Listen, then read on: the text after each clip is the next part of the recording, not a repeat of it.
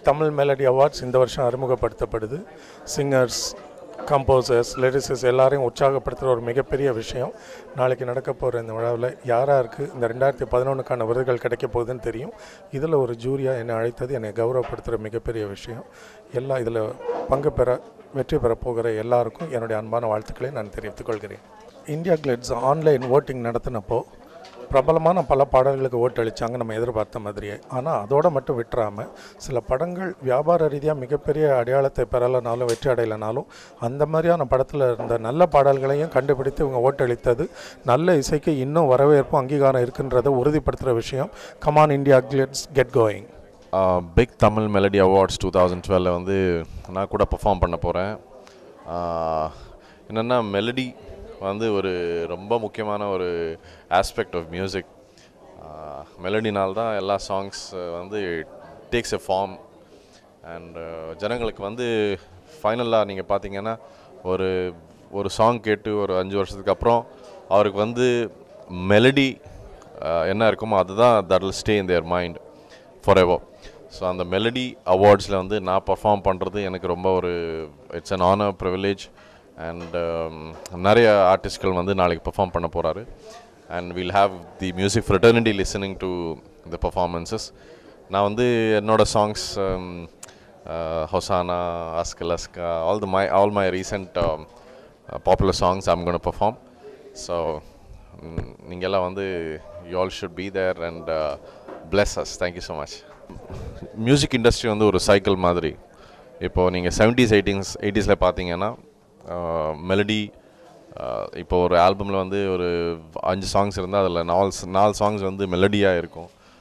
1 song will be like fast beat or something like that. ஆனால் இப்போ வந்து I guess fast beat songs are also there and there melody songs also. ஆனால் வந்து இது ஒரு cycle. இப்போது ஃபைனலி வந்து ஜனங்களுக்கு என்ன whatever they want to listen, that has to be given. And ஆனால் வந்து as everyone says, மெலடி சாங்ஸுக்கு வந்து ஒரு ஷெல்ஃப் லைஃப்னு பார்த்தீங்கன்னா வில் ஆல்வேஸ் பி மோர். ஏன்னா இப்போ வந்து as sir said, fast songs வந்து ஒரு சிச்சுவேஷனுக்காக தான் இருக்கும். ஆனால் மெலடி சாங்ஸ் வந்து it connects with human emotions. அது வந்து it will stay for ever. So we should all make sure that we give more melody songs to the society so that there is more peace and harmony. And I'm sure adu oru na sonna madri oru cycle, ana vandu with time it will keep changing, and I'm sure melody will be back. Is never gone from here, but it will be strongly back like early 70s 80s. We will probably have more melody songs in the coming days. India Glitz மூலமா voting பண்ணாரு. அதில் வந்து நிறைய music lovers வந்து vote பண்ணியிருக்கீங்க. So I as an artist on behalf of the jury and all the artists, musicians, I want to thank you so much. Thank you so much for being so supportive and encouraging. வணக்கம். India glitz viewers எல்லாருக்கும் எங்கள் லக்ஷ்மண் சுதி இசைக்குழுவின் சார்பாக மனமார்ந்த வணக்கம். பொதுவாக எந்த மனுஷனை எடுத்துக்கிட்டிங்கன்னா நீங்கள் என்ன மாதிரி பாட்டு கேட்பீங்கன்னா மெலடி சாங்ஸ் தான் அதிகம் கேட்பேன்னு சொல்லுவாங்க. அவங்க ஒரு 10 பேர் ஒன்றா சேரும்போது எல்லாம் ஒன்றா ஃபாஸ்ட் நம்பர்ஸ், ஜாலியான சாங்ஸ் கேட்பாங்க.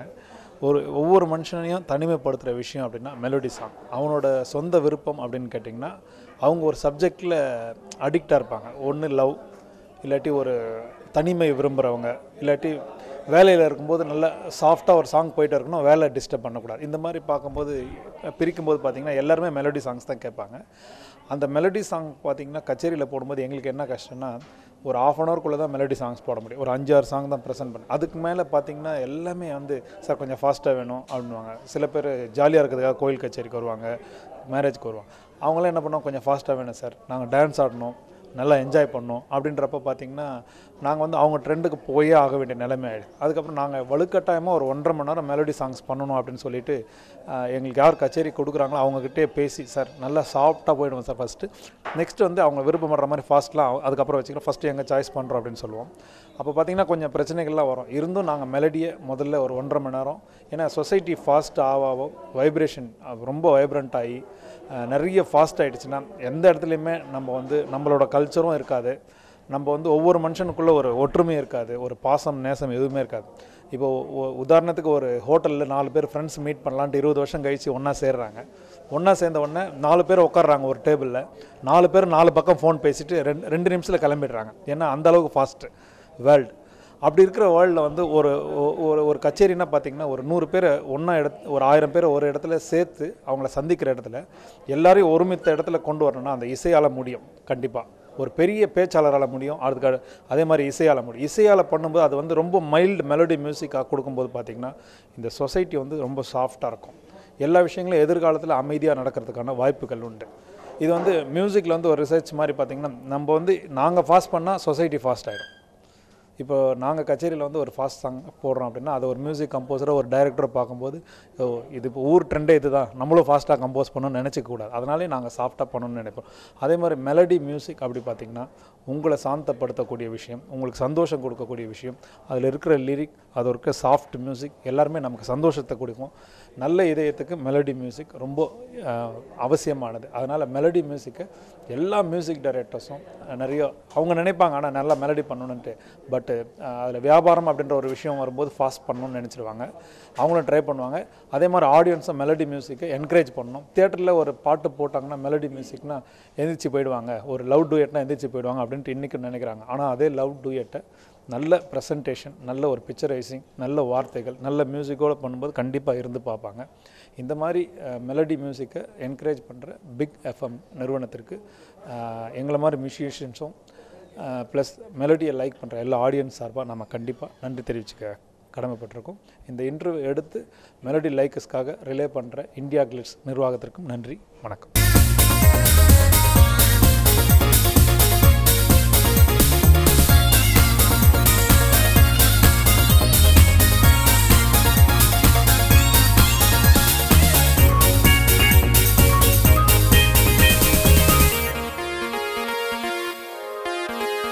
மியூசிக் கம்போஸராக காலடி எடுத்து வைக்கிறீங்க, அதை பற்றி கொஞ்சம் சொல்லுங்கள். எனக்கு வந்து சின்ன வயசுலேருந்து music, I think every musician is a composer also. ஆனால் வந்து what I feel is ever since I started composing, எனக்கு வந்து I realise the importance of a music composer. What actually they go through. ஒரு song வந்து நாங்கள் ஒரு சிங்கராக ஒரு 2 ஹவர்ஸில் பாடிட்டு நாங்கள் போகிறோம். ஆனால் வந்து இப்போ கம்போசராக நான் வேலை பண்ணும்போது தான் ஐ ரியலைஸ்ட் ஒரு சாங் பின்னாடி ஒரு 8 months 1 year ஆஃப் ஹிஸ்ட்ரி இருக்கும். அதில் அவ்வளோ ஒரு இன்வால்மெண்ட் இருக்கும், so many discussions. So composer has made me a very serious singer I feel. Ever since of course I'm not able to take up too many project because என்னோட priority வந்து singing தான். ஆனால் வந்து இது ஒரு ப்ராஜெக்ட் எடுத்தேன், but அதில் வந்து நிறைய விஷயங்கள் நான் understood, I learnt. But that process of composing has made me a serious better singer. எனக்கு தோணுது என்னன்னா I realized the importance of a singer in every song. So அது வந்து ஒரு டெஃபினட்டாக ஒரு it has made a change in me. And as I said, if you have the will, if you have an opportunity, composing is one part of it, completes you as a musician. So அது வந்து டெஃபினட்டாக opportunity இருந்தால் at least one musician should do, because அதில் வந்து you learn a lot of things and I am also going through that. And நல்லா இருக்கு, ஒரு experience ரொம்ப நல்லா இருக்கு. மேம், நீங்கள் வந்து தமிழ் சினிமா இண்டஸ்ட்ரியில் almost you started a trend. நடிகை நல்லா பாடவும் செய்வாங்க. உங்களுக்கு அப்புறம் ரொம்ப வருஷம் அந்த கேப் இருந்தது. இப்போ we have Shruti, but there was a big gap after you. You started that trend. So any idea of coming back to acting? Well, I never did say no that I wouldn't do acting anymore. And it never was my priority. I've always been a musician from when I was young enough to know what I wanted to be. And acting has been a lovely accident. So I've never said no to it. I'm just, when there's something that's calling me to it, I'm sure I'll come back. So you're going to be sharing the stage here with the legend SPB. Your thoughts on that? It's a privilege, first of all, to be among some very talented people even today, and of course SPB sir and we've toured many different countries, we've gone performed, I had the opportunity of performing with him at Sydney at the Opera House. So it's an old association, something that I look at very fondly, and it's always a pleasure to be with him. So இவங்களுக்கெல்லாம் அந்த பெர்ஃபார்மன்ஸில் back போனாக இருக்க போகிறது வந்து லக்ஷ்மண் சரோட லக்ஷ்மண் ஸ்ருதி sir. உங்களுடைய 25 வருடம், ஆனால் அதை கேட்கறதுக்கு முன்னால் வந்து இது நான் கேட்கணும், உங்களுடைய அந்த மார்க்கெட்டிங் யுக்தியெல்லாம் வந்து சூப்பராக இருக்கும். இப்போ கூட நாங்கள் அந்த லக்ஷ்மண் ஸ்ருதி பக்கம் போனோன்னா ஒரு பெரிய பிங்க் கலர் ஹார்ட்டு, அதில் எஸ்பிபி சார், அது அப்படியே அந்த ரொட்டேட்டிங், அதெல்லாம் நீங்கள் எப்படி யோசிக்கிறீங்க? அந்த பக்கம் போகிறவங்க யாருமே அதை மிஸ் பண்ண முடியாது. காலேஜில் வந்து ட்ராமா ட்ரூப் வச்சுருந்தோம். ட்ராமாவில் டைலாக் எழுதும்போதும் ஆக்ட் பண்ணும்போதும் வந்து நம்ம மேலே கான்சென்ட்ரேட் பண்ண வைக்கிறதுக்கு என்னென்ன டைலாக் வைக்கலாம், என்ன சீன் வைக்கலாம், அதாவது இம்ப்ரெஸ் பண்ணுறதுக்கு என்ன பண்ண முடியும் அப்படின்ற அந்த பேசிக் ஐடியா. அது வந்து மியூசிக் வந்து எல்லாருமே பண்ணுறாங்க. அந்த மியூசிக்கை வந்து ஒரு ஸ்ட்ரக்சராக பண்ணும்போது அதை ஏதாவது ஒரு கான்செப்ட், ஒரு தீம் கொடுத்து வரும்போது பார்த்திங்கன்னா அது ஒரு நல்ல அட்டென்ஷன் இருக்கும். அதே மாதிரி அவங்க எதிர்பார்க்குற தீமுக்குள்ளே நம்ம கரெக்டாக ப்ரெசென்ட் பண்ணுறோமா அப்படின்றத ஃபஸ்ட்டு நம்ம ஒரு ஸ்டோரி மாதிரி வச்சுக்கிட்டு அதுக்கப்புறம் இறங்கணும். வெறும் பப்ளிசிட்டி, அட்வர்டைஸ்மெண்ட், ட்ரெண்ட் மட்டும் அதுக்கு உதவாது. பட் குவாலிட்டி இருக்கணும். அந்த குவாலிட்டி இருந்தால் தான் திரும்பி பார்ப்பாங்க. கண்டிப்பாக. ஸோ இது உங்களுடைய 25வது வருடம் அண்ட் எங்களோட மெலடி அவார்ட்ஸில் நீங்கள் பெர்ஃபார்ம் பண்ணுறீங்க, அதை பற்றி சொல்லுங்கள். இது வந்து ஒரு ரொம்ப பெரிய விஷயம். என்னென்னா ஒரு மியூசிக் டைரக்டர், ஒரு சிங்கர், லிரிசிஸ்ட், இவங்கெல்லாம் கம்போஸ் பண்ணி எங்களுக்கு வந்து அதாவது ஒரு ப்ராடக்டை கம்ப்ளீட்டாக கொடுக்குறாங்க. கச்சேரிக்குன்னு கிடையாது, அவங்க சிடி ரிலீஸ் பண்ணுறாங்க, நாங்கள் எடுத்து அதை யூஸ் பண்ணி நாங்கள் ஏர்ன் பண்ணுறோம். ஆக்சுவலாக எங்களோட லைஃபே வந்து அவங்களால தான் போயிட்டுருக்கு. அப்போது அந்த மாதிரி ஒரு எங்களுக்கு வந்து ஹெல்ப் பண்ணுற எல்லா ஒரு மியூசிக் ஃபீல்டோட ஒரு பெரிய ஃபங்க்ஷனுக்கு நாங்கள் ப்ளே பண்ணுறது ரொம்ப பெருமையான விஷயம். அது வந்து ஒரு நன்றி கடனாக கூட. இது வந்து எங்கள் ஒரு சின்ன பேமெண்ட்டுக்காக அப்படின்ற மாதிரிலாம் கிடையாது. இது வந்து எங்களோட கான்ட்ரிபியூஷன் என்ன, இந்த மாதிரி லெஜண்ட்ஸ், கம்போசர்ஸ்க்கு இது ஒரு நன்றி கடன். எங்களால் வந்து வேறு எதுவும் பண்ண முடியாது. அவங்களுக்கு தேங்க்ஸ் சொல்லலாம், மானசீகமாக குருவாக நினச்சிக்கலாம். எங்களால் டெய்லி அவங்களோட பாடல்களை வாசித்து நாங்கள் வந்து எங்களோட லைஃப் ரன் பண்ணிகிட்ருக்கோம். அப்படின்றப்போ அவங்களுக்கு ஒரு தேங்க் பண்ணுறதுக்கு ஒரு பெரிய சான்ஸ். ப்ளஸ் வந்து பிக் எஃப்எம் அப்படின்ற ஒரு எஸ்பிபி சார் கூட வந்து ஒரு இன்டர்வியூ பண்ணாங்க பிக் எஃப்எம்லேருந்து. அப்போது எஸ்பிபி சார் சொன்னார், இந்த மாதிரி மெலடி மியூசிக் அவார்ட்ஸ் அப்படின்ட்டு டைட்டில் வச்சுருக்கீங்க, அதுக்கே நான் பெருமைப்படுறேன். இந்த டைட்டில் விட்டுறாதீங்க, வருஷம் பண்ணுங்க அப்படின்ட்டு பிக் எஃப்எம்ல இன்டர்வியூ கொடுத்துருக்காரு. அதுக்கு மேலே கடைசி அவர் என்ன சொன்னார், இந்த மாதிரி ஒரு டைட்டில் வச்சு நீங்கள் பண்ணணும்னு நினச்சதுக்கு உங்கள் காலை நான் தொட்டு கும்பிட்றேன் அப்படின்னு அந்த இன்டர்வியூவில் சொல்லியிருக்காரு. அப்போனா நீங்கள் பண்ணுற ஃபங்க்ஷனோட வேல்யூ வந்து அப்பயே எனக்கு வந்து கண் கலங்கிடுச்சு. ஏன்னா அவ்வளோ பெரிய ஒரு லெஜண்ட் வந்து அந்த மாதிரி ஒரு வார்த்தையை சொல்லும்போது வந்து இது எவ்வளோ ரொம்ப சீரியஸான ஃபங்க்ஷன். இது சாதாரண மியூசிக் ஃபங்க்ஷன் கிடையாது. ஏதோ ஒரு ஸ்டேஜில் 4 பேரை கூப்பிட்டு அவார்டு கொடுக்குறாங்க அப்படின்ற மாதிரி ஃபங்க்ஷன் கிடையாது. உண்மையிலேயே மெலோடி சாங் வந்து இப்போ இருக்கிற வைப்ரண்ட்டான ஜென்ரேஷன், ரொம்ப ஃபாஸ்ட்டாக இருக்கிற வேர்ல்டு, இவங்களை கண்ட்ரோல் பண்ணணும்னா ஒரு மெலடி மியூசிக் தான் அவங்க கண்ட்ரோல் பண்ணி நார்மல் லைஃப், நார்மல் டெம்போவில் வைக்க முடியும். அது மெலடியால் தான் முடியும்.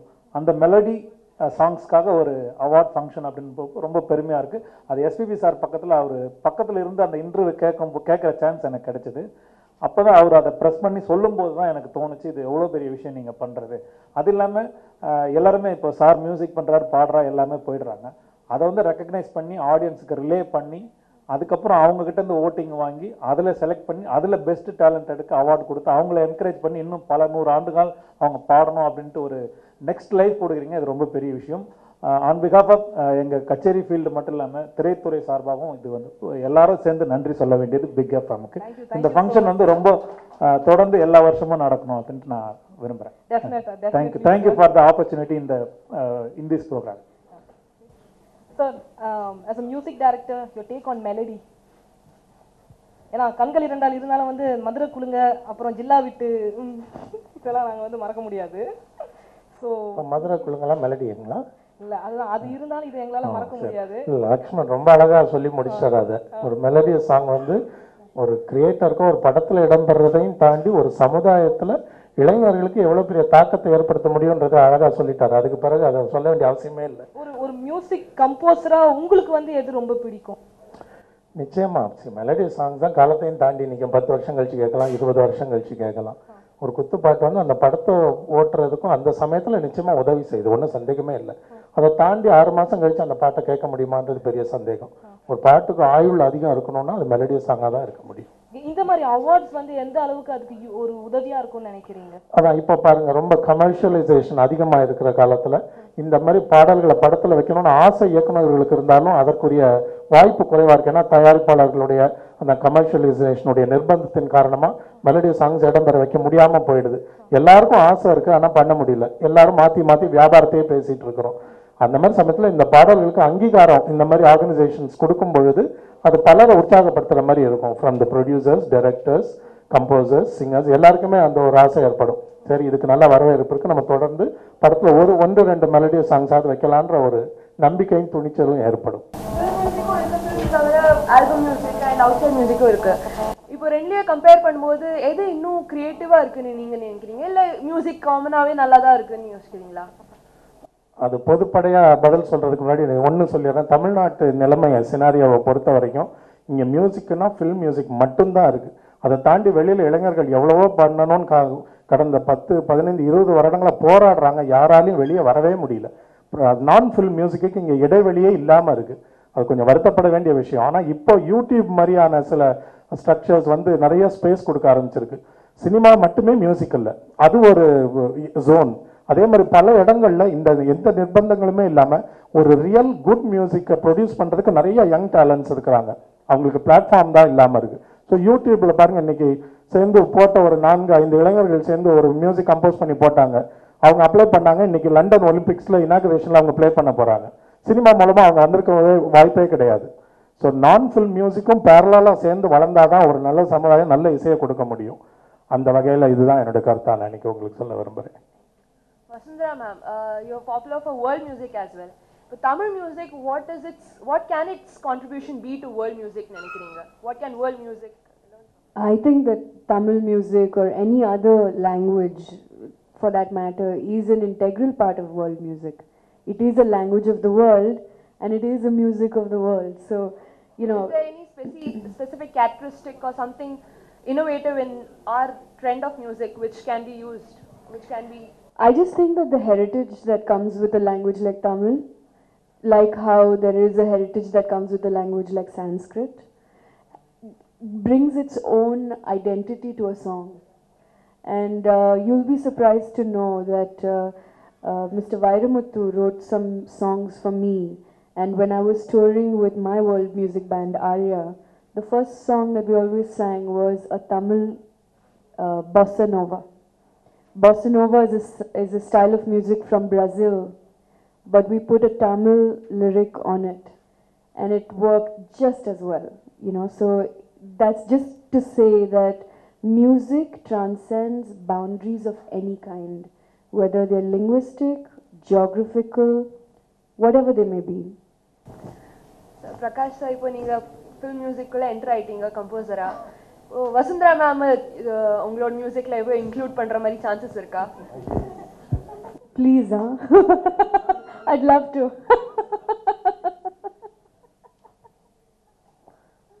I think I deserve a better question. I'm just kidding. Thanks for that. But the whole the industry works in a very different fashion, as you know. இங்க வந்து the song demands a certain voice. A situation demands a certain kind of song, and the song then demands a certain voice texture.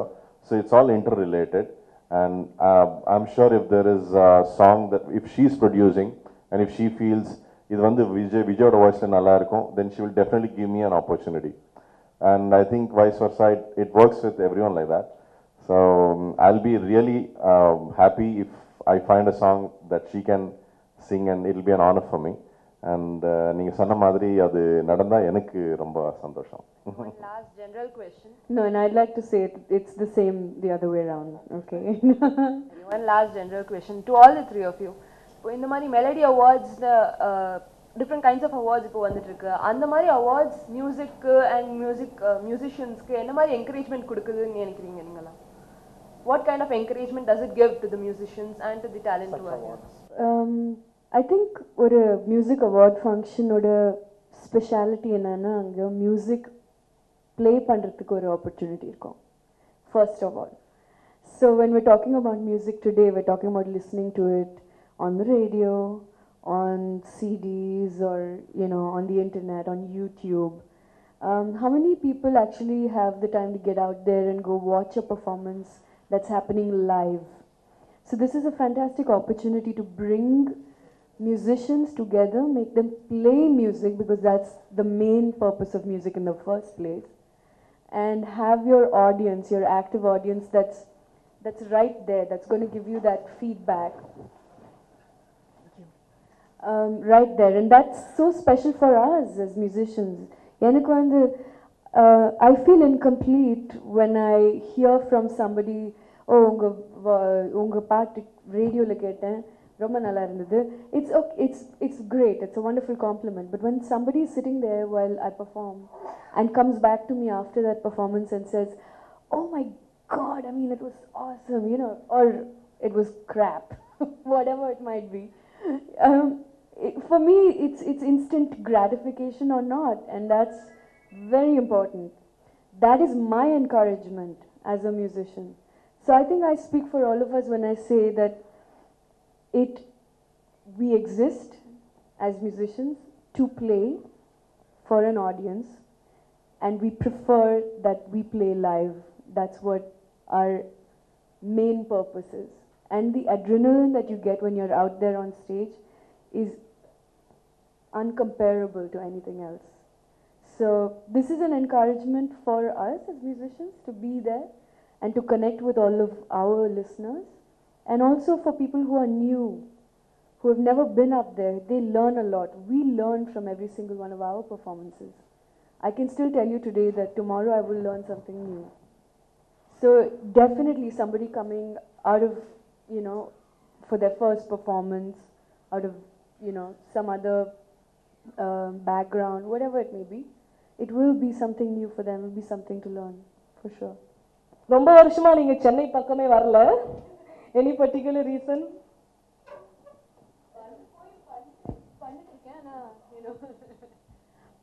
You know, I keep coming back and forth, and நிறைய பேருக்கு தெரியாம போறது. But you guys have called me here after many years, and you've told everybody that I'm coming, so. நீங்க 99ல உங்களை எப்படி ஹேராம்ல பார்த்தோமோ இப்போ அப்படியே இருக்கீங்க, கொஞ்சம் கூட சேஞ்சே ஆகல. I hope you mean that as a compliment. Thank you. எப்படி? You know, I didn't do anything to deserve any of this. It just happened. I had nothing to do with it. And I will tell you this much. Music yaroda life la irundha, you know, it is the real secret of keeping you young and keeping you happy. And happiness is the key to staying young. That's what I feel. So Vijay Prakash, நீங்கள் வந்து ஒரு சின்ன trailer எங்களுக்கு காட்டுங்க. என்ன பெர்ஃபார்மன்ஸில் என்ன நாங்கள் expect பண்ணலாம்? நீங்கள் என்னை இன்ட்ரடியூஸ் பண்ணும்போது எல்லா சாங் சொல்லிட்டீங்க. அதுதான் நான் பாட போகிறேன். ஆனால் வந்து எனக்கு வந்து SPB sir is going to be there. So for me it's always வாட்சிங் him sing and just being with him is going to be very special. அப்புறம் வந்து நான் இன்றைக்கி தான் லக்ஷ்மண் சாரோட மியூசிக் ரூம் போய் இப்போ தான் ப்ராக்டிஸ் பண்ணி வரேன் இங்கேருந்து. ஸோ நிறைய வந்து ஒரு சேம் சாங்ஸ் ஆனால் கூட ஒரு புது ஸ்டைலில் ப்ரெசென்ட் பண்ணுறதுக்கு ஏதோ ஒரு we are just trying something. So ஒரு சர்ப்ரைஸ் எலிமெண்ட் கண்டிப்பாக இருக்கும். And I am looking forward, excited. James Vasanthan sir, jury member. Of course நாளைக்கு தான் வந்து the most exciting part. Winners எல்லாம் நாளைக்கு சாயங்காலம் தான் தெரியும். பட் உங்களுக்கு எவ்வளோ டஃப்பாக இருந்தது இதெல்லாம் சூஸ் பண்ணி செலக்ட் பண்ணுறதுக்கு? மார்க்கு போடுறதுக்கு ஒரே கஷ்டமான வேலைங்க. நம்ம வாங்க தான் முடியல, அட்லீஸ்ட் கொடுக்கறதா தாராளமாக கொடுப்போன்னு கொடுத்துருக்குறேன். எல்லாருமே தாராளமாக கொடுத்துட்டீங்களா எடுத்துருக்கு? ஆமாம்மா, இது என்ன நமக்கு பிடிச்ச பாட்டை டிக் பண்ணிகிட்டே வர்றது ஒரு பெரிய வேலையே இல்லை. நல்ல பாட்டு will certainly deserve that place what it deserves. அதுதான் நடந்திருக்குது. சில பாட்டு வந்து அந்த லிஸ்ட்டில் ஒரு 4-5 சாங்ஸ் வந்து நான் ரொம்ப கேட்டதில்லை. அந்த சாங்ஸை மட்டும் நீங்கள் கொடுத்துருந்த சிடியை போட்டு கேட்டு பார்த்துட்டு then I had to create. Rest of the songs it just happen. நல்ல சாங்ஸ் வந்து நாளைக்கு ரிசல்ட் வரும்போது தெரியும். The songs cannot skip recognition. அந்த மாதிரி தான் நாளைக்கு வின் பண்ண போகுதுன்னு நான் எதிர்பார்க்குறேன். ஏன்னா எனக்கே ரிசல்ட் தெரியாது. I am just one of the jury.